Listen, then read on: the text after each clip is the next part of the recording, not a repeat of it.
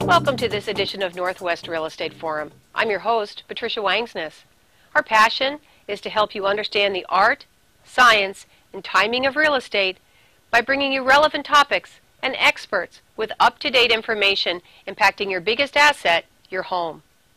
Joining us today is Karin Quirk Attorney at Law. A seasoned divorce attorney, Karin has seen the emotional trauma, expense, and bitterness created by traditional divorce litigation.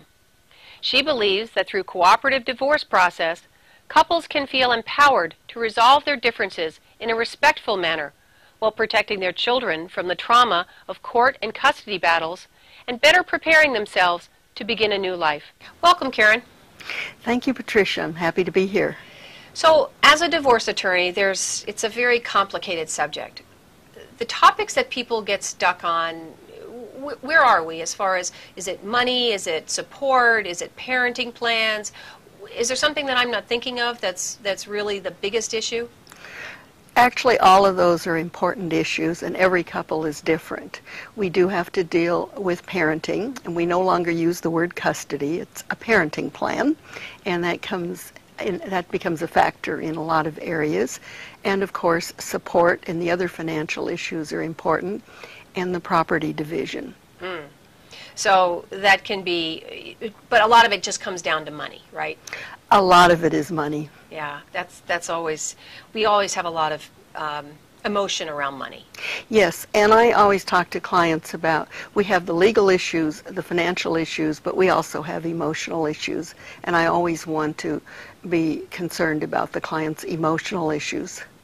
So, because we talk about real estate here, do a lot of people get stuck on the real estate portion, the housing issues? Absolutely, and in these economic times it's even more difficult because we used to write agreements based on the idea that real estate was always going to increase in value, and now we're having to deal with a decreasing market. A lot of people are underwater on their mortgages, and that creates some additional challenges when they're getting a divorce. Yes, that you're right. It's right now, these last couple of years, that has been a difficult situation. But the market is picking up. So going forward, people that are considering divorce, which, you know, we don't like to think of that, but yes, people are considering a divorce. Is there any planning that they should be doing as far as their real estate? What should they do to think about, you know, the house they have? What are they going to do for the house afterwards? Where are they going to live afterwards? What advice would you give them? Those are really important issues, and they have to look at their financial situation. It is important to look at, are you emotionally tied to the house? Some people really want to go on and start a new life and look for other things, and other people are really emotionally tied to the house, and they want that stability and for the children to stay in the house. So it's first of all looking at the emotional issues, then the financial reality. At this point, I suggest that people talk to both a real estate broker and a mortgage planner, because they need to find out what their options are, and the real estate broker can help them see what the market is like and what their house is really worth. I also suggest that they look around and see what their options are. Are there other places they'd like to live? Often they want to stay in the same school district, and are there some things that are available? Are they looking at buying two houses so the husband and wife can each have one? Is one going to stay in the house and the other going to buy another house? Those are all things that I suggest that they look at before they do anything else.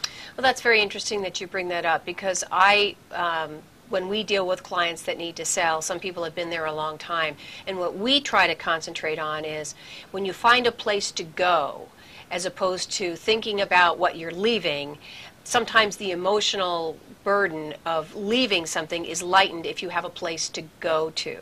That's a very good point. I've had some people that are just thrilled because they've moved into, maybe a woman will get a smaller house that is just her own, and I've seen people get just really tickled about. They get to furnish it just the way they want. It's just what they want. So often there can be a very positive result.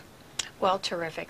Karin, thanks so much. This is great information, and I'm sure we'll have to have you back soon to give us some more information and more in-depth questions. Thank you. Thanks for watching this edition of Northwest Real Estate Forum. Whether you are buying, selling, or sitting on the sidelines, keep watching for important information on topics that are impacting your biggest asset, your home. To learn more about this and our other shows, please visit us on our Facebook page, Northwest Real Estate Forum, and our website, northwestrealestateforum.com, where you can pick up some helpful reports. I'm your host, Patricia Wangsness. See you next time.